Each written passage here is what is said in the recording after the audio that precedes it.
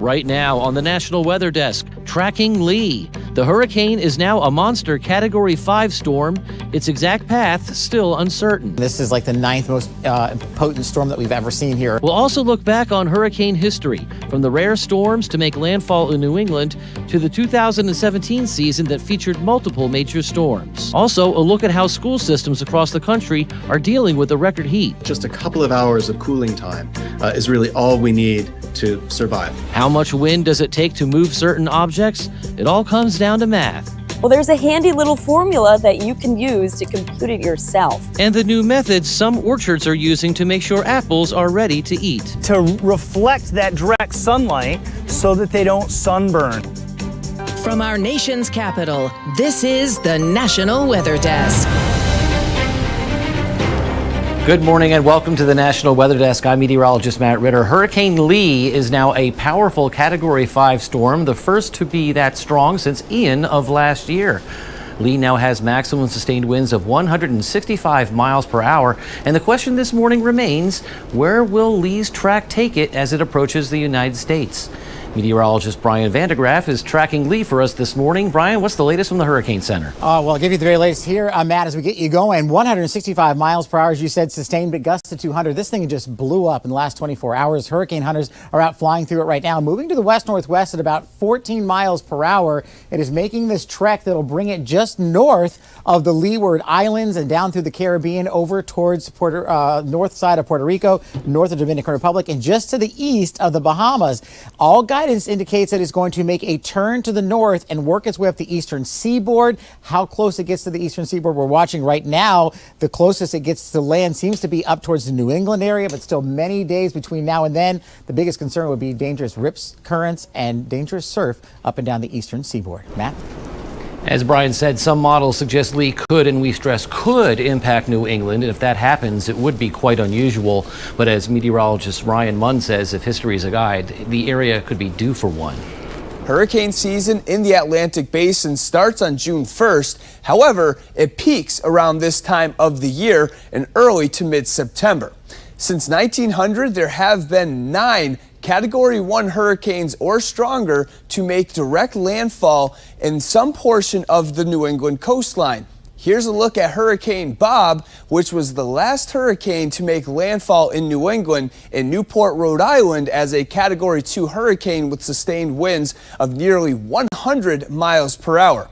It has been quite a while since the last hurricane that made direct landfall in Maine, and that hurricane, Hurricane Gerda, back in 1969, and it made landfall in Eastport, Maine as a Category 1 hurricane with sustained winds of nearly 80 miles per hour.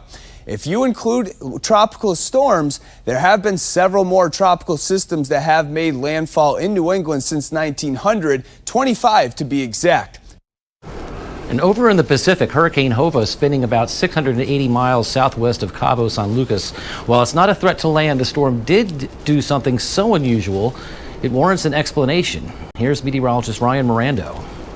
Here in the Atlantic are at the statistical peak of hurricane season. Things in the Pacific are also pretty active. This is Hova. Check out the satellite loop over the past few days. It rapidly exploded in intensity from the low end of a tropical storm with winds of about 70 miles per hour to a massive Category 5 storm of 160 miles per hour. It went from 90 miles per hour difference in just 24 hours, and that's pretty rare for storms to do. Now, since we've been keeping records of these storms in the eastern Pacific off the coast of Mexico, there's been about 12 of them that have made it to Category 5 status, but none have really made this big intensity jump like Hova has done. Some of the bigger storms, though, Marie in 2014 and Linda in 97, they went from tropical storm force winds to Category 4 in 24 hours, but none have really made that massive jump that Hova did. Now, just as fast as Hova formed, it looks to also dissipate as it moves into a worse environment for intensification, and also some cooler ocean waters as it stays out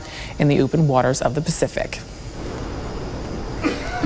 Now back to the Atlantic. The 2017 hurricane season was historic. It featured 6 major hurricanes, including the first 2 major hurricanes, Harvey and Irma, to hit the continental U.S. in 12 years. But as meteorologist Emily Gracie explained, something rather unusual happened too. The 2017 hurricane season was historic. It featured 6 major hurricanes, including the first 2 major hurricanes, Harvey and Irma, to hit the continental U.S. in 12 years.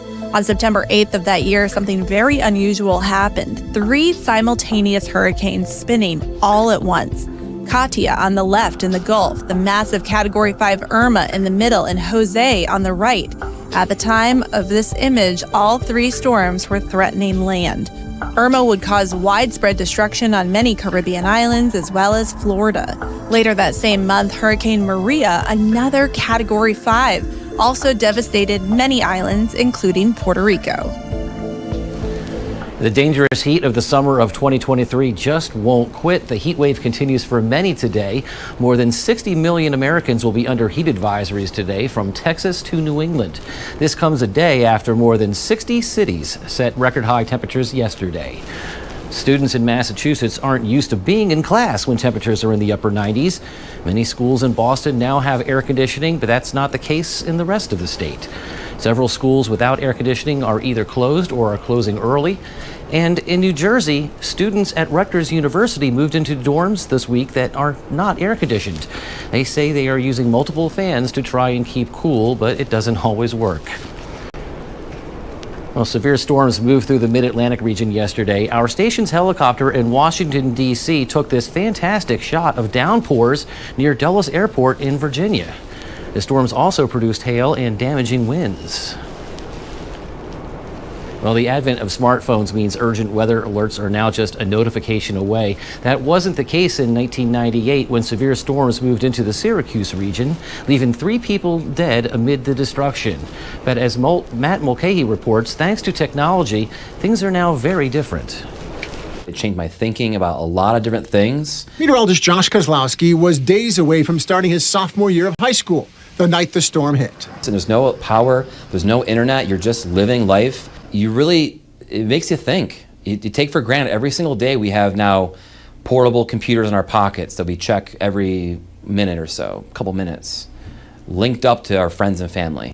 In the late 90s, the emergency weather alert sent to your cell phone didn't exist. The only way for anyone to hear the Labor Day storm was coming was television and radio. Even today, 25 years later, even though you've got the mobile phones,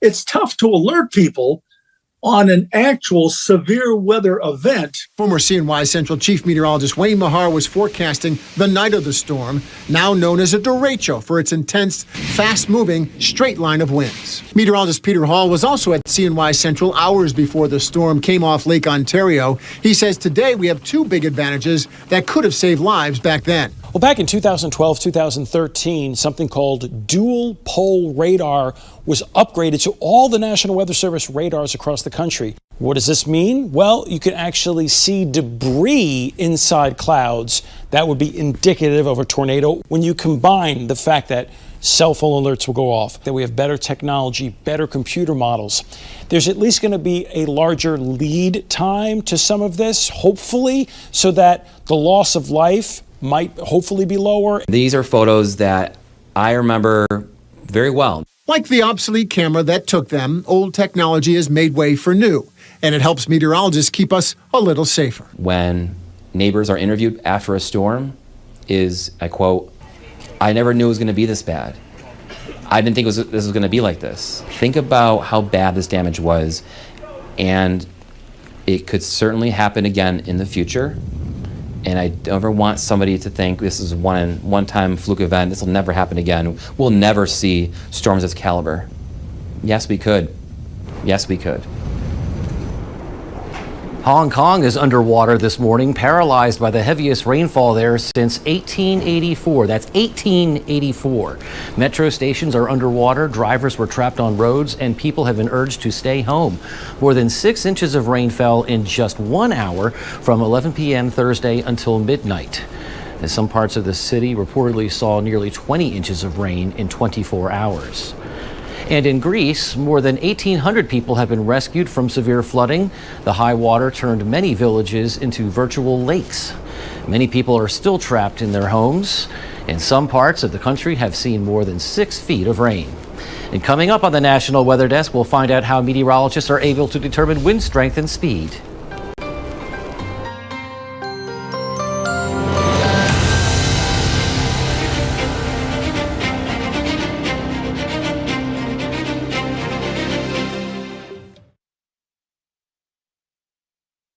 meteorologist Charlie Lopresti with Look at the Northeast. We're tracking more heat and humidity in the Northeast today. We'll add in a greater risk for strong to severe thunderstorms, and that will be during the afternoon and evening. We're tracking developing sun today. Areas that start with some fog. Look for a lot of hazy sunshine. By midday, we have a lot of hazy sun with temps in the 80s and low 90s. Here comes that chance for showers and storms. Damaging wind and hail will be the primary threats in any strong to severe storms that get going. Another round of showers and thunderstorms is expected on Saturday. I'm meteorologist Jonathan Myers, and here's a look at the Mid-Atlantic region. Starting our morning with mild and muggy conditions. Our latest weather maker, it's a cold front, is going to be slung over the 95 corridor, and that's going to fire up some showers and thunderstorms as we head into the afternoon. Some of those may be strong or severe. Another hot day with a lot of highs in the 90s for the metro areas, but cooler weather out to the west will get here for the weekend. That's the scene here. I'm meteorologist Vitas Reed. Here's a look at your southeast forecast highs for the day. Looking at 83 in Nashville, 86 in Atlanta, 93 in Raleigh, still hot there, 90 in Jacksonville, 87 Tampa, 91 in West Palm. Looks like we're going to continue to see some sun and clouds, but we have a little frontal boundary that's dipping down over parts of the Mississippi Delta. Looks like there'll be some showers and thunderstorms there. A little bit of activity moving back in over parts of Florida with afternoon showers and thunderstorms.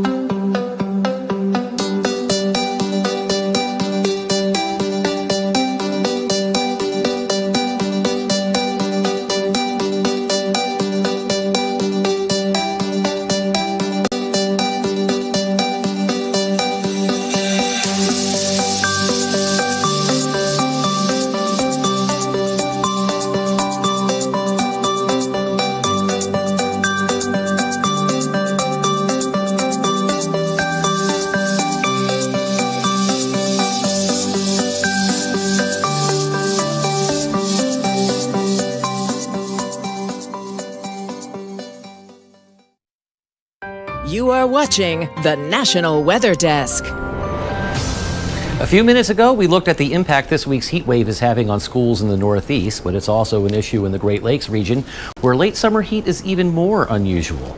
Lexi Schroeder has details. In Milwaukee, students were dismissed early because of the extreme heat. Higher temperatures impair learning, and this is tested by students taking standardized tests. Jonathan Patz is the John P. Holton Chair of Health and the Environment at UW-Madison. I don't know the threshold above which temperatures are, really that much more impactful, but these are studies done in places where the temperature is uncomfortable or there's no air conditioning. Not all of Milwaukee's district buildings have air conditioning. Lack of air conditioning in some of the buildings has been a long-standing challenge for a few weeks out of each school year. It's absolutely essential, right? A critical means of cooling. Our bodies are remarkably resilient, and just a couple of hours of cooling time is really all we need to survive. We'll be miserable, but you won't die.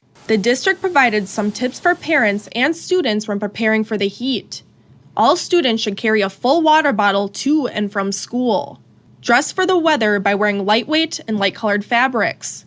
Outdoor recesses or other outdoor activities may be limited as needed. And student athletics and activities practice times and locations may be changed in response to the heat. Meteorologists often talk about how much water it takes to lift a car, but we talk less often about how much wind is needed to move objects. Well, just like everything else, there's a math formula for that. Meteorologist Violet Skyberger explains. Well, there's a handy little formula that you can use to compute it yourself, as long as you know the weight and the area of the object. So the formula is the square root of 195 times the weight divided by the area. So let's go over a few examples, starting with your common maple leaf. Let's say it has a weight of 0.002 pounds and an area of 0.04 square feet. Putting that into the formula, it takes a wind of about 3 miles per hour to blow that leaf around. Now looking at, let's say, your average trash can. It weighs about 37 pounds with an area of about 9 square feet. That takes about 28 miles per hour to push that laterally.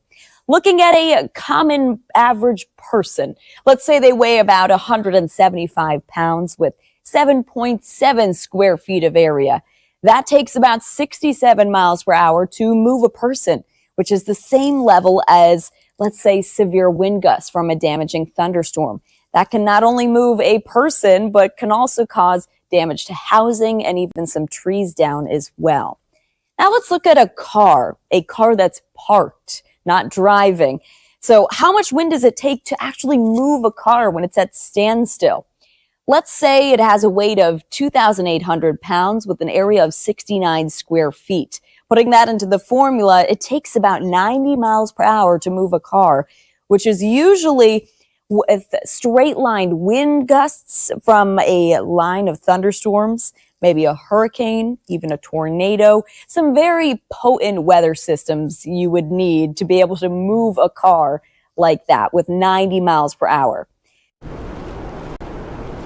Well, September marks the start of apple season across much of the country. In Michigan, some orchards are trying a new method to make sure the apples are ready on the trees by picking time. Meteorologist Heather Bricka explains. Mother Nature is hard to control, especially when growing crops. But some orchards have a new way to guarantee the fruits of their labor ripen evenly. We're trying to get as much reflected light as possible. We've got big white fabric out in the rows to bounce that sunlight back up in the tree, really color the underside and the bottom of the apple so that they'll be redder sooner. It's one large white plastic blanket that lays across the orchard ground, so the lower fruit ripens at the same rate as the higher fruit. It's a plastic, it's reusable, so that we can use this for the next several years. We'll roll it out, roll it up, and I'm actually using it in peaches and a few other crops too, which makes it really exciting. King Orchards also put sunscreen on these Honeycrisp to protect them from the hot weather this week. Time I've got to put out a little bit of clay on them to reflect that direct sunlight so that they don't sunburn, because it can actually hurt the flesh underneath the skin and the top of the skin with too much direct sunlight. Honeycrisp aren't ready yet, but the Ginger Golds, Sanzas, and Zesters are all ready now. We are still growing, all right? They're not quite ready. We're a week and a half, 2 weeks out. There are some early Honeycrisp that are good right now, but your standard Honeycrisp, you can see, is still coloring and it's coming along very nicely. Right now, they're just trying to soak up all the sun they can, get that beautiful red color. According to the USDA, last year, Michigan harvested a record 32.38 million bushels of apples, which is well over the annual average of 24 million bushels. This year is again another massive crop of apples. Everything loaded up with apples, and it's been dry, so we're running the water, we've been feeding them the compost, and trying to keep these trees healthy through this drought. Goose hunting is popular in portions of the Midwest, and the early season for Canada geese is underway. Eric Peterson spoke to an expert about how the weather is allowing hunters to get out earlier this season. With 60% more Canada geese in the field than the long-term average, the Department of Natural Resources says hopes are high for the early goose hunting season. Everybody's been fishing and boating and ATVing and hiking and camping throughout the summer, and this gives them an opportunity to kind of get out a little earlier. DNR Conservation Warden Jimmy Moore says before heading out, people need to know where they may and may not hunt. When it comes to hunting waterfowl, especially on the bay, with all the private land that's around the bay, they do have to be in the water. If they're going to be on the land, they'd have to have consent from the local landowner to be there. Once a bird is harvested, you want to make sure that you immediately retrieve that downed animal. If it ends up on private property, you have to get consent from that landowner to go out there and retrieve it. The early goose season started last Friday with a daily bag limit of 5. at Barkhausen Waterfowl Preserve in Swamico. Program and Natural Resource Manager Jason Petrella says creating habitat has an impact. Oh, especially this year being such a dry summer, this particular wetland was almost just about mud. So in this particular case, and we do this every fall, we have a high capacity well. We'll actually pump water into this wetland complex, like a giant bathtub, and we'll just flood that up starting now. So by the time migration really picks up, later in September, this thing's well flooded, and all that green vegetation that's growing out there, well, that'll be flooded at that time, and that's really good food for all those migrating waterfowl coming through later. Meanwhile, the early campaign continues. Wardens say hunters need to brush up on their bird identification. And to make sure that the species that they're going to harvest is the one they intend to harvest. There are a lot of species that are huntable that are not open right now. We're going to take a short break now, but first we'll take some flight over Washington's Puget Sound.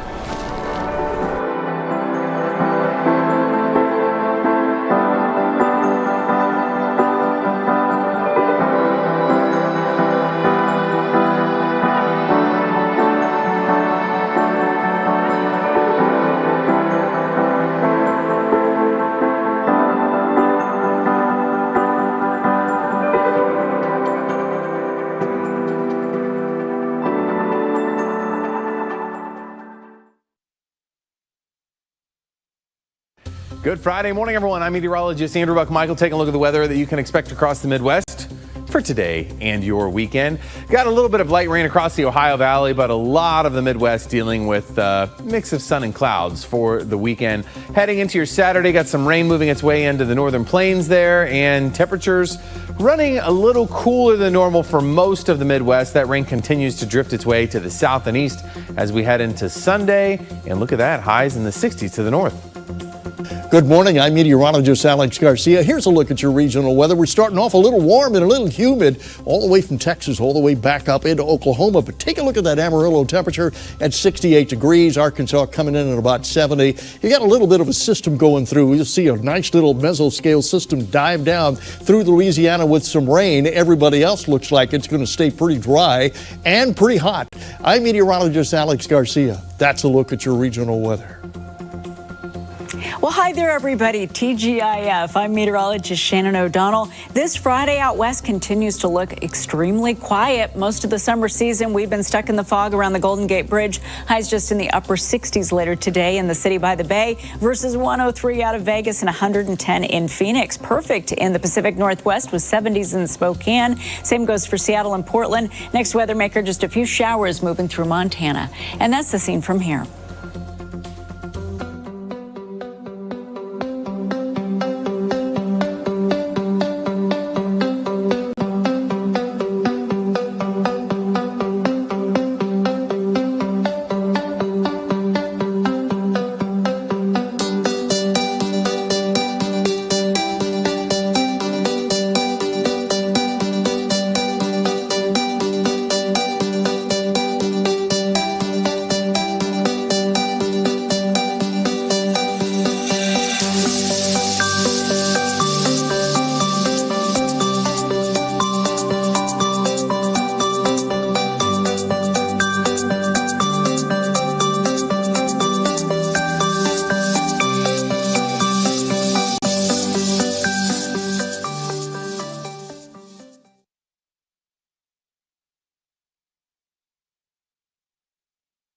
You are watching the National Weather Desk.